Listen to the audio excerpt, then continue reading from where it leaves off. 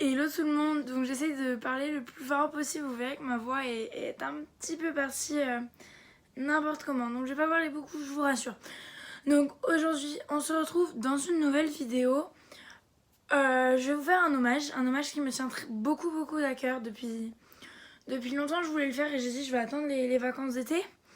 Bon, elles arrivent, j'ai du temps à vous consacrer, à ma chaîne, donc je me suis dit c'est l'occasion de le faire, c'est l'occasion de jamais, Myriam lance-toi.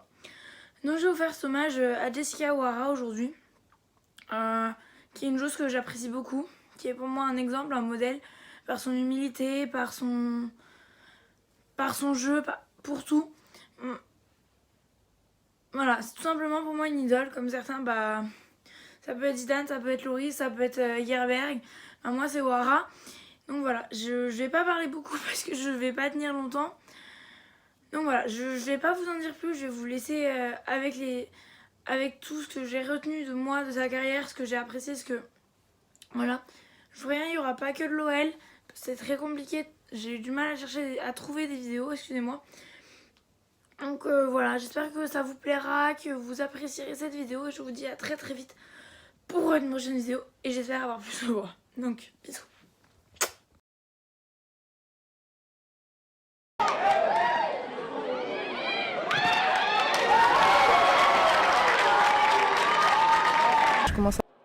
J'ai l'angle ouvert, j'essaye de frapper de loin et j'ai la réussite, donc tant mieux pour l'équipe et tant mieux pour moi.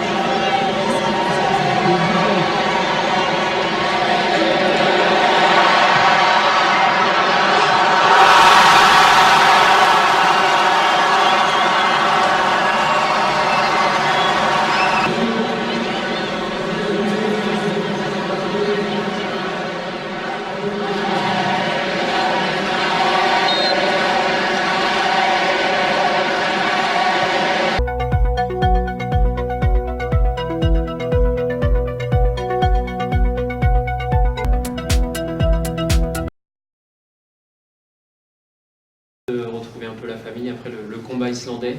Oui, c'est important d'avoir nos moments un peu off et pouvoir couper un peu de la compétition de temps en temps.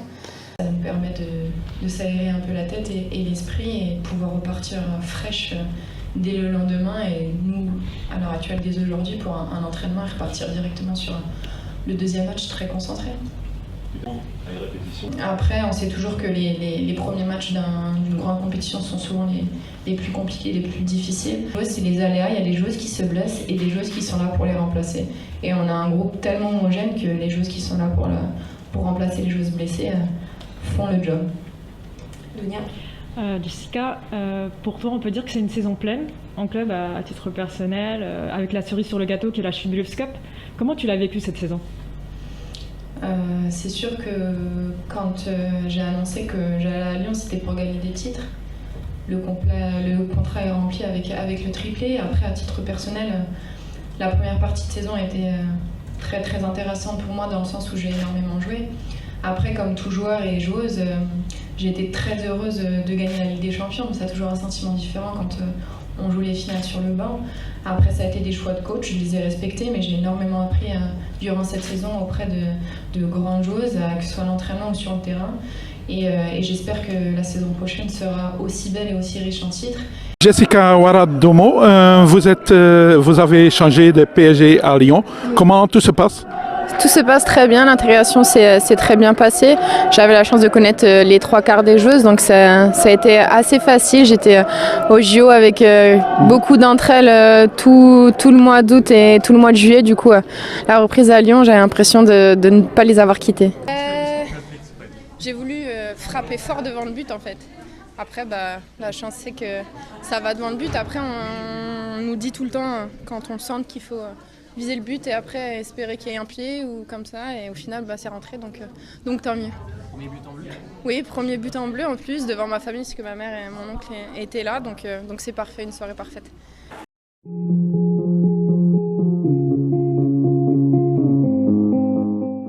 On te voit sur Angers à la télévision. Est-ce que cela préfigure ton après-carrière? Oui, pour la télévision. Je prépare l'après-carrière parce que je suis quand même en fin de carrière, donc je peux penser à l'après. Le football m'a permis de rentrer dans le monde des médias et d'apprécier ce monde-là. J'ai la chance à l'heure actuelle de vivre de ma passion en jouant au football et j'aimerais pouvoir continuer d'en vivre, mais en parlant de football et en analysant tous les matchs. Donc c'est ce que je fais à l'heure actuelle avec Canal+, qui m'a donné cette chance-là pendant ma blessure, et donc c'est bien évidemment ce que je envisage après ma carrière. On parlait tout à l'heure de la Coupe du Monde 2019, donc le moment de briller. Est-ce que tu imagines un autre rôle dans les médias où tu souhaites t'engager en tant que joueuse? À la base, bien évidemment, mon souhait c'est après m'être blessée là, c'est de revenir à mon niveau et d'essayer d'accrocher une place dans les 23 en tant que joueuse, parce que je suis encore en carrière footballistique, même si je pense à mon après-carrière, je joue encore au foot et j'ai encore envie de jouer au foot. Et bien évidemment, j'ai envie de vivre cette Coupe du Monde en tant que joueuse.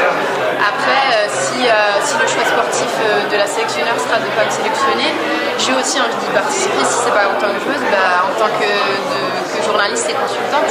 Maintenant, mon choix numéro 1, ça serait bien évidemment d'être joueuse pour cette Coupe du Monde, mais le choix ne dépend pas que de moi.